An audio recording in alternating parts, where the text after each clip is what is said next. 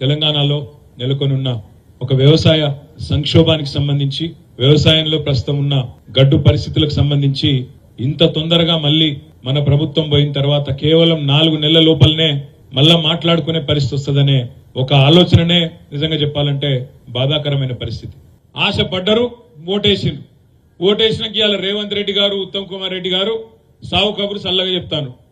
Election code వచ్చింది, పాలన మా చేతుల్లో లేదు, ఏం చేయాలి అంటుండు. ఎవడన్నా ముఖ్యమంత్రి పాలన నా చేతుల్లో లేదని చెప్తాడా? ప్రపంచంలో ఎక్కడన్నా ఎలక్షన్లు వస్తాయి పోతాయి, ముఖ్యమంత్రి నువ్వే, ప్రభుత్వం నీదే. ఒక ప్రభుత్వాధినేత పాలన నా చేతుల్లో లేదు, ఎలక్షన్ కమిషన్ చేతుల్లో ఉందని చెప్తారా ఎవడన్నా? అయినా మాకు తెలియకడుగుతారు, రేవంత్ రెడ్డి గారు నీకు నిజంగా చిత్తశుద్ధి ఉంటే, నీ ప్రభుత్వానికి చిత్తశుద్ధి ఉంటే మేము డిమాండ్ చేస్తున్నాం. నిన్ననే మా పార్టీ అధ్యక్షులు తెలంగాణ తొలి ముఖ్యమంత్రి కేసీఆర్ గారు డిమాండ్ చేసిండ్రు.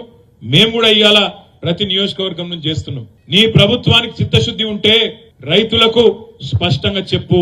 500 బోనస్ విషయం అడిగితే అది బోగస్ ముచ్చటనా నిజమా అని ఇవాళ మేము అడిగితే ఎలక్షన్ కోడ్ వచ్చింది అని చెప్పి ఇవాళ కుంటి సాకులు చెప్తున్నావు.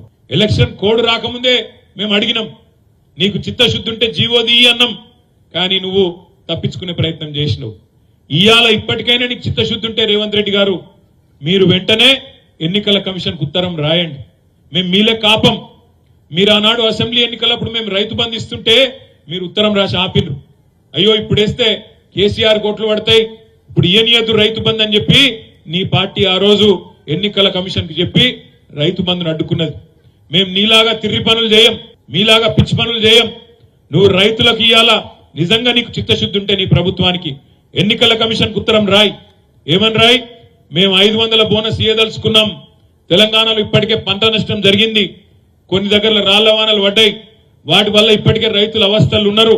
కాబట్టి అవస్థల్లో ఉన్న రైతులను ఆదుకునేందుకు నేను ఇచ్చిన మాట ప్రకారం 500 బోనస్ ఇయ్యదలుచుకున్నా అని చెప్పి ఉత్తరం రాయి.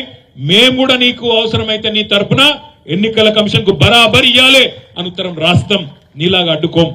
మాట్లాడితే మాత్రం మొగోనువైతే ఇది చేయి, మొగోనువైతే అది చేయి అంటాడు రేవంత్ రెడ్డి. నేను కూడా అడుగుతున్నా, నీ భాషలనే అడుగుతున్నా.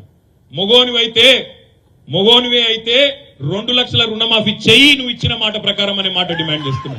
మొగోనివైతే 500 బోనస్ ఇస్తాను కదా, ఇచ్చి చూపెట్టు దమ్ముంటే, అప్పుడు మొగోడు అని ఒప్పుకుంటాం. మొగోనివైతే మా ఆడబిడ్డలకు మాట ఇచ్చినావు, నెలకు 2500 ఇస్తా అని చెప్పినావు. మహాలక్ష్మి అన్నావు, 1,67,00,000 మంది ఆడబిడ్డలు ఎదురు చూస్తాను.